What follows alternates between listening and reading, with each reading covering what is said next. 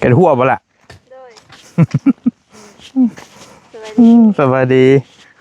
เป็นตลอดอยู่บ่เห็ดหัวกันเลยร้อยเออเมื่อยน้ำหัวแล้วอยู่โดยเอาหัวผู้สาวเด้กับแบบนี้นะหัวผู้สาวเลยหัวสาวไม่แห้งไม่ใหม่ได้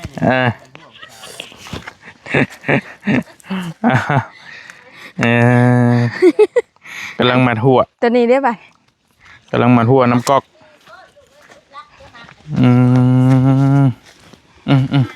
แล้วก็เขาออกกันเด้อเจ้าสบายดีแล้วบ่ไรเด้อโดยโอเคจะว่ากันสมอยสมีอยู่พี่น้องพี่ชิออกไปแล้วทีมงานก็ได้ทักทายสบายดีกันตอนบ่ายโมงแล้วพี่น้องเด้อแดดกำลังสีอ่อนๆแล้วแหละบอลี่เดินทางเขามาหาน้องน้อยก่อนพอดีมีทางผู้ใหญ่จะดีเพิ่นฝากให้บอลี่ซื้ออาหารมาให้มาน้องน้อยเนี่ยว่าสันเป็นกระบาบ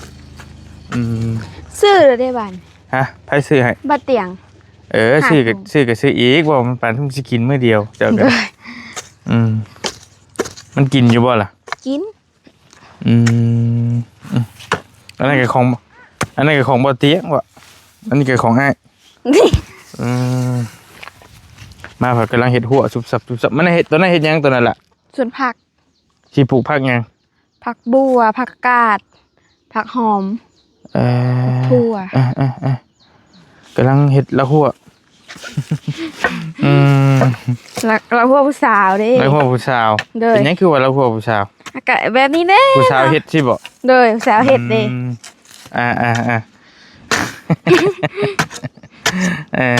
แล้วพวกผู้สาวเราทิ้งเน่นแต่เก่าป่ะโอเคป้าก่อนเดี๋ยวไปเอาอาหารน้ำอ้ายก่อนป่ะอาหารมะเกลือมันมะเกลือมาก่อนป่ะจังหน่อยแล้วก็จังว่ากันอยู่เทียงกับไผกับแม่ก็ไม่เท่าบ่คุณไม่เท่าบ่พอจะไปใส่พอเมื่อบ้านโอเคเขาไอ้นิ้วออกแต่โดนระเบิดไอ้นิ้วโดยไปชิมาอีกบ่หน้าอยู่แหละเพราะว่ากระเจ้าติบข้าวปะอยู่ติบข้าวปะอยู่พี่น้องพี่อันนี้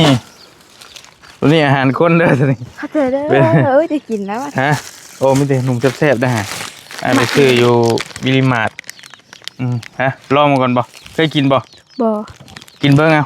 แต่ว่าท่านก็ได้ตัวนี้เลยของแค่เลยน้องคนมาขนมหวานเป็นผู้ขนมพี่น้องเลยมาจะไทยอย่างดีเลยได้หลายเลยหวานแล้วหลายก็จะกินบาทเดียว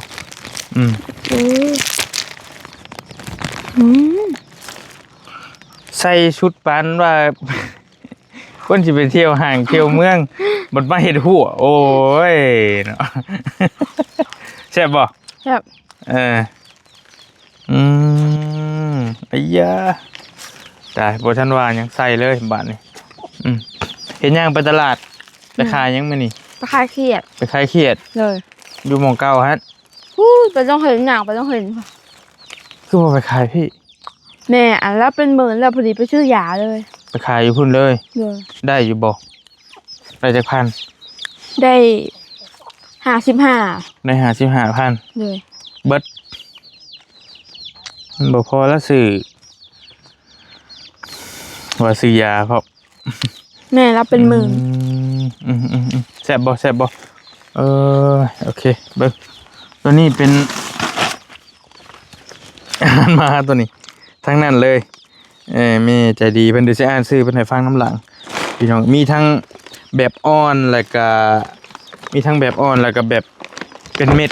พี่น้องเนาะบอลลี่ซื้อมาให้เอายืนกินก่อนมันลดยังไงเพิ่นให้เบิ่งจังรสอีกแล้วไส้กรอกเป็นยังพิงซอสบ่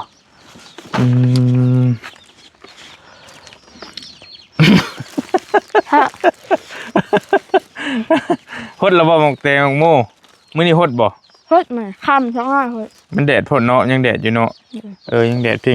งอยู่จะหน่อยจะไปเกลือมาเอากินก็แป๊บนึงไปลองไปเกลือมาลองเบิ่งดูเป็นได้ไงกินอยู่ตี้โอ้ให้มันตุ้ยนี่กระบาดผู้มีมันน่ะผู้มีมันหนักตัวนี้ยืนให้แม่เจ้าให้ไม่เท่าสู้ไม่เท่ากินตัวนี้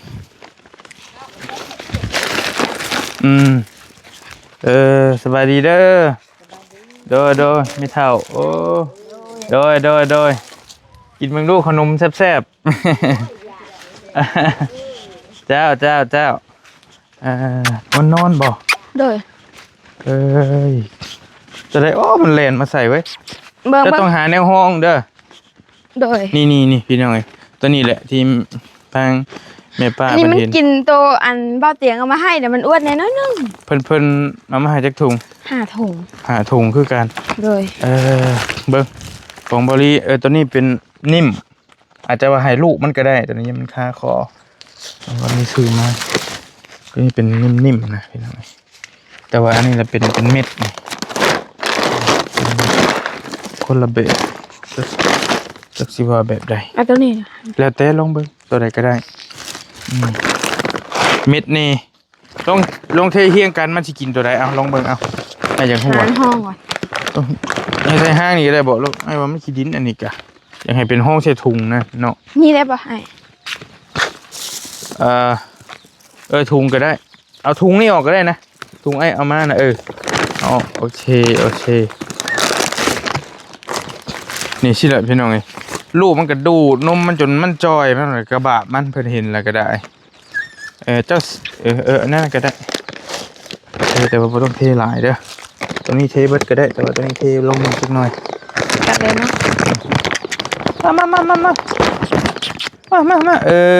โอเคกินพี่น้ำผู้เจ้าเจ้าพี่ลองเบิ่งกินเบิ่งดูพี่ลูกกะโอ้มันกินพี่ตัวอยู่พี่น้องคือเหลือ2บัดนี้แหละจักไปทางไหนตัวน่ะตะกี้3กินลูกมันน่วงอยู่มาพี่ลองเบิ่งตัวได้แซ่บลองเบิ่งเอาตัวนี้เด้มันมากตัวนี้หลายกว่าบ่มันมีตัวเทลองเบิ่งมันสิมักตัวนิ่มหลายกว่าบ่มันบ่มีมันก็กินคือกันตัวเม็ดก็ได้มันมีตัวนี้เด้แต่ว่าตัวนี้มันสิมักกว่าไอ้เบิ่งยามันแล้วเบ็ดแหละตัวนี้หนักตัวนี้แหละก่อนนะเฮ้ยมันนิ่มไอ้ยาลูกกระแค้นเนี่ยผู้ชีแซ่บกว่าเอ้าแล้วจ้อยตัวนี้มันต้องได้เขี้ยวเด้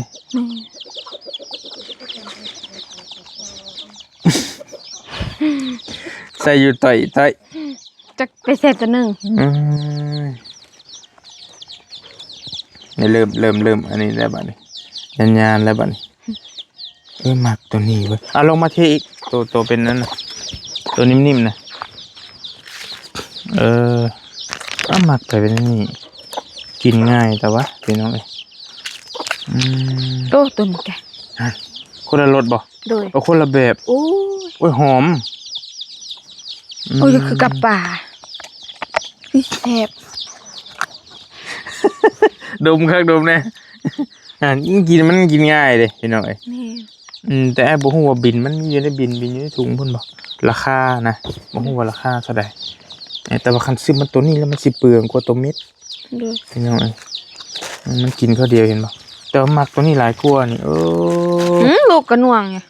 ลูกกระไฟไหม้อย่าโอ้โหแซ่บเบิดแล้วเด้มักตัวนี้พอแล้วกินตัวเม็ดน้ำอันนั้นไว้เกลือมื้อหน้าโอ้ยลูกมันกินอยู่บ่พวกเม็ดนี่แกกินแต่ว่าข้ากินนมอยู่เดี๋ยวมันก็เริ่มตุ้ยเริ่มมันขึ้นมาแล้วนี่เริ่มมันขึ้นแล้วกระบะใส่จักไปใส่หา เรียบร้อยเพิ่นอยากกินตัวนี้อีกได้แล้วได้แล้วได้แล้วเว่า2ถุงแหละ ลูกกันนัว พี่น้องเก็บไว้แบบได้ของปกติขึ้นมาแบบเดียวก็ของง่ายป่ะไม่นี่ป่ะ ทั้งมันสิเม็ดใหญ่กว่านี้บ่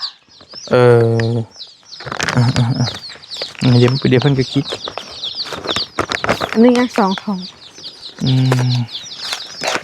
ยังเหลือ2ก็ลองโอ้ยลองซื้อตัวนี้มา4อันตัวนั้น4คือกันแต่เบิดเดียวเพิ่นก็กินดอกพี่น้องบ่ยากดอกลูกมันตัวหนึงจะไปสิ โอเคป้าไปหันแล้วบ่เป็นหยังเลียหอดถุง โอ้จะกัดบ่ดิพุ่นลูกกันนัวอยู่ ไปใส่ก็ไปบ่ได้ พี่ลึกอีโดดนะพี่น้องเรือเบิ่งช่วงแรงๆบ่รู้ว่าจังใดจังเกลือมันใหม่เอาแบบนี้ โดย เพิ่นมักแบบนี้นมมันจนบาดพุ่นลูกมันดูด นมบาด เด้ ดูได้ดูดเอาลูกก็ได้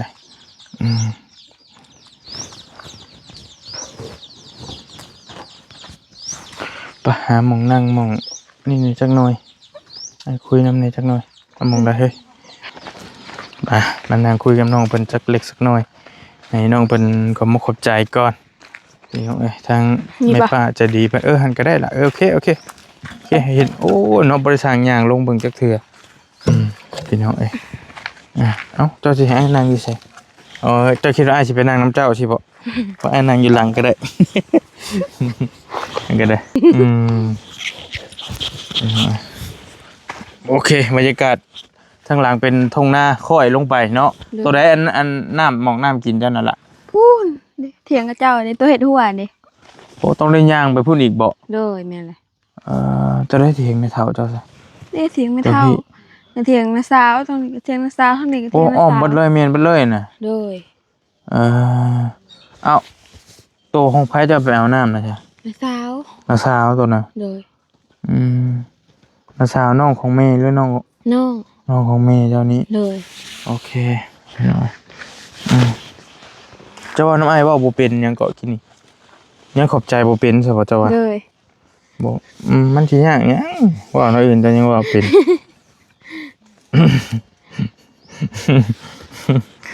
มันตันเนาะ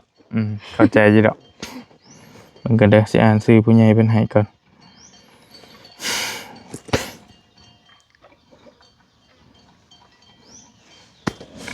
เพิ่นฝากเงินมา$100 โดย จักบ่$100เท่าใด บ่ฮู้$100แล้วเพิ่นให้แบ่งออก500,000 โดย ต่างหากตัวนะ โอ้ย เพิ่นฝากให้ลูกสาวบอลี่และ$100นี่ประมาณ2,100,000กีบหลายเป็นเงินกีบเฮาเนาะมันก็เด้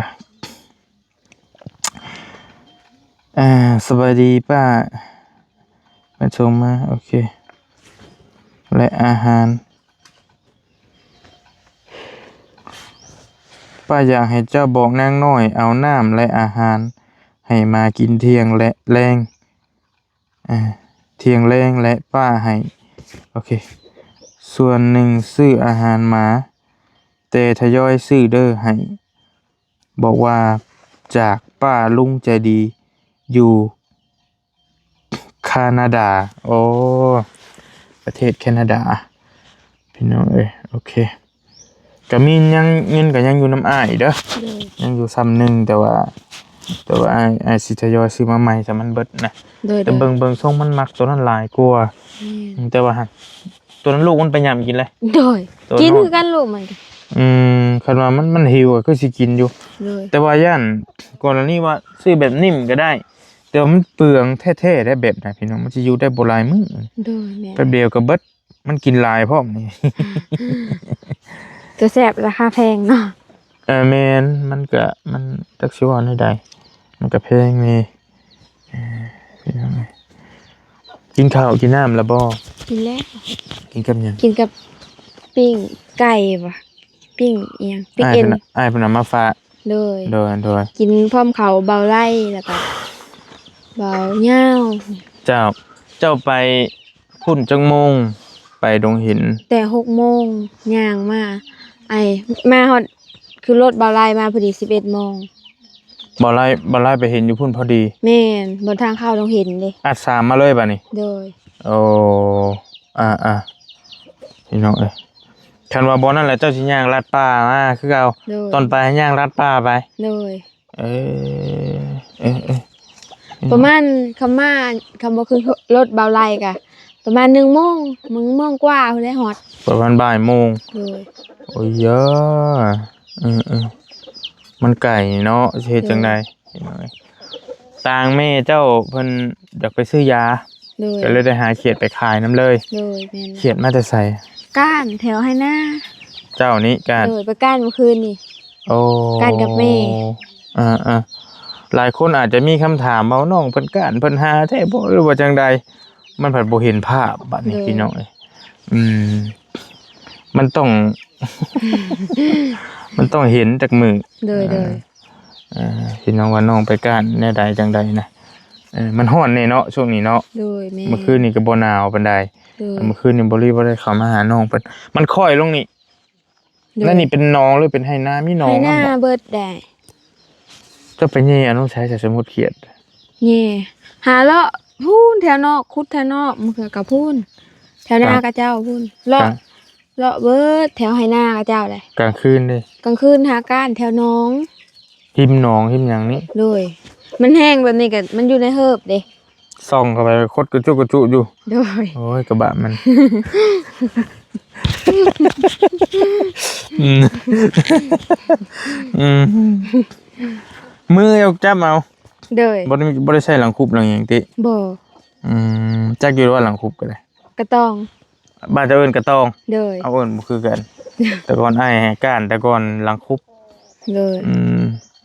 ก็ย่องกับและคุบกบยาม ยามฝนตกใหม่ๆพูน เจ้า หาการเธอเดินฝนตกใหม่ๆโอ้ยเขียดหลายแถว เจ้า เขียด จ้าได้จักถุงไปขาย มือนี่ได้4 ถุง 4 ถุงขายถุงเท่าได ถุง20ถุง15 เอาบัตรขายให้มันคือคู่ละแสน ใส่ถุงเงินน้อยใส่ถุง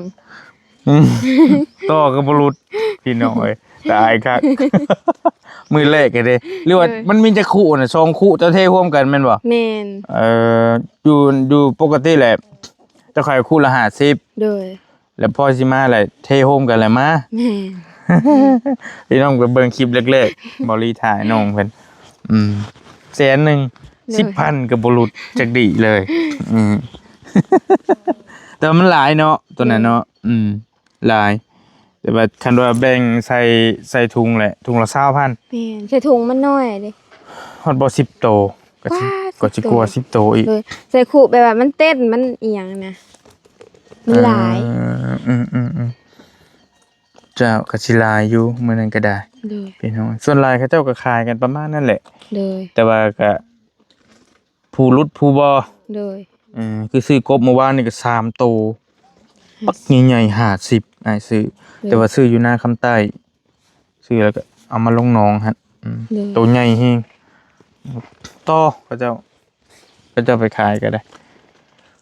ต่อมันต่ออยู่แล้วเพราะอ้ายก็เคยขายบ้านเฮา โดย ส่วนหลายนี่อยากเกือบจะว่าคู่คนนั้นส่วนหน่อยแท้ๆสิบ่ได้ต่อนะอ้ายก็เป็นพ่อค้าคือกัน แต่ก่อนแต่ว่าจะบ่ได้ไปขายเลยเดี๋ยวนี้เนาะในหั่นเนาะ บ่ได้ไป อย่าเลย บ่ได้ไปการเขียดแล้วบ่ได้ไป อันนี้กระเทินบ่ได้ไปนั่นแหละก็เลยหิวไปขาย นี่ ขายอยู่ไสน่ะ เลาะแคมทางนี่เลาะแถวเฮือนกระเจ้าอันนี้ เจ้า แม่น บ่ได้ใด ถือเขียดเด้อถือเขียดใส่แน่ไป เฮิงบ่เจ้าเฮิงแต่บ่จังได้เบิด แม่นไปฮอดอันบุญเด้กับเบิดฮอดพูดแหละ โอเค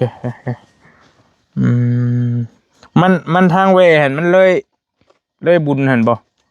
บ่แต่หงสีใหญ่ๆเด้อ่ะเห็นบ่หงสีใหญ่ค่ะ ฮอดโรงสีใหญ่แล้วจังย่างมาฮอดจังฮอดบุญบัดนี้ แม่น ไอ้บ่อยากไอ้ก็บ่คุ้นไปเลยนะแค่นั้น ทางลัดไปแล้ว น้อยโอเคย่าละจังว่ากันโดนจังได้ไปเทื่อดอกเจ้าก็ได้เนาะ เลย คันบ่จำเป็น โอ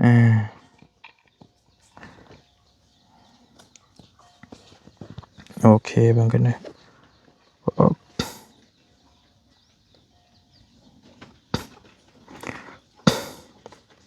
มีผู้ใหญ่ใจดีเพิ่นฝากเงินไว้นำอ้ายจำนวนหนึ่งก็หลายเติบ เลย อันนี้ว่านอกเรื่องหน่อยหนึง เลย เพิ่นอยากให้ซอยประเภทเด็กน้อยมีเด็กน้อยกำพร้ากำพร้อยทุกอย่างลำบากบ่สิได้จะบอกอ้ายนี่เด้อ เลย เน้นเพิ่นเน้นเด็กน้อย เลย เด็กน้อยที่แบบขาดการช่วยเหลือนะ เลย เป็นลูกเป็นหลานจะบ่หรือว่ามีแผลก็บอกอ้ายนี่ เลย บอกให้นี่เพิ่นขาดทุนการศึกษาบ่นั่นโน่นนี่นะ เลย อันนี้มีผู้ใหญ่เพิ่นอยู่ฝั่งไทยเพิ่นฝากไว้นำอ้ายเพิ่นเน้นเด็กน้อย อยากซอยเด็กน้อยเพิ่นว่าซั่นได้แล้วแต่ว่าบ่เกี่ยงนะเด็กน้อยขอแค่เป็นเด็กน้อย เลย แล้วก็ทุกข์ยากลำบากบ่มีกินนั่นแหละ เลย พอนึกออกอยู่บ่ใน เจ้าบ้านกันน่าสิมีนะ ญา เฮา ญา บ่ ติ ฮู้ พี่น้องเจ้า เนาะบ่มีนะพี่เนาะก็นี่แต่เป็นนี่ก็เจ้าก็นี่แต่ จักสิว่าจังได๋ ก็มีพ่อมีแม่เบิดแม่นบ่ แม่น ส่วนมีพ่อมีแม่ก็พออยู่พอกิน เลย ถามว่าครบบ่ก็บ่ครบแม่นบ่ แม่น แต่ว่าถามว่าให้ลำบากก็บ่ลำบาก เลย ถามว่าให้สิให้ทุกข์อีหลีก็บ่ปานใดสิว่าให้มีก็บ่มีนะ เลย กลางๆเนาะ เลย พี่น้องก็บ่ถึงว่าขนาดนั้นดอกก็พอดีพอเอาคันตามหลักการแล้วก็เพิ่นให้สนับสนุนคนดุมัน เลย คนขยัน คนตั้งใจเรียนบ่สมมุติแบบนักเรียนก็ เลย เรียนเก่งสินะเป็นคนดีมีศีลธรรมแล้วจังว่ากัน เลย ทุกข์บ่ทุกข์ก็จังอีกเรื่องหนึงนะบ่เพิ่นให้สนับสนุนคนดี เลย เจ้านึกเบิ่งกันพอมีแล้วก็บอกอ้ายแถวบริเวณหน้าเจ้านี่ บ่มีเลยแถวนี้ ก็บ่มีอะไรก็แล้วไปมีแต่จังว่ากัน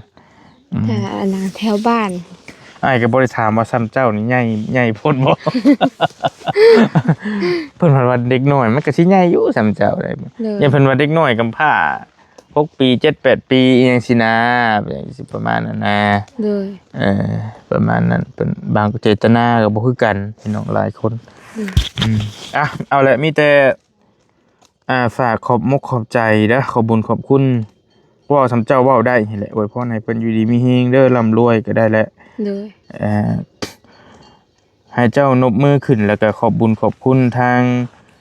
ป้ากับลุงเพิ่นบ่ให้ออกสื่อดอกป้ากับลุงใจดีอยู่ประเทศแคนาดาเด้อเจ้านบมือแล้วเว่ารถเพิ่นเบิ่งอยู่ ขอบบุญขอบคุณเด้อ ป้ากับลุง ป้ากับลุง อยู่แคนาดา แคนาดา ให้เจ้าอยู่ดีมี ให้ แฮ เจ้าง ดีมีแห้งความเจ็บบ่ให้ได้ความไผ่บ่ให้มี โดย ปรารถนาสิ่งใดขอให้ได้สิ่งนั้นเด้อ โดย ได้แต่คำนี้ สา สาธุ ธุเด้อบ่ได้มีไผสอนบ่ มีแต่ว่าจืด ไผสอนเจ้า กับทุกคนว่าจืด ก็ได้แล้วบ่มีหยังดอกขอบคุณขอบใจขอบบุญขอบคุณเพิ่นนั่นแหละเพิ่นเอามาให้เด้ซั่นน่ะ เลย บ่เคยเว้าเนาะก็บ่เป็นหยังพี่น้องเอ้ย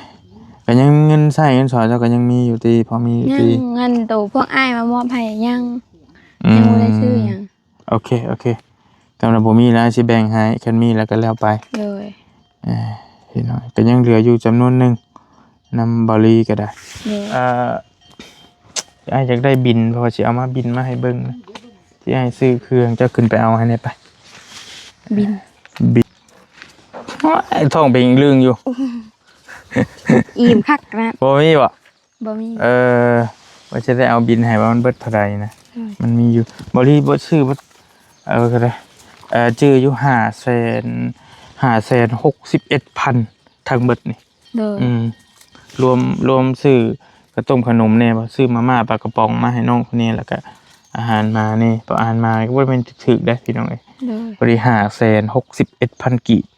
ซื้อมาเกือบ1,000เกือบ1,000 บาทแล้วก็ได้ เลย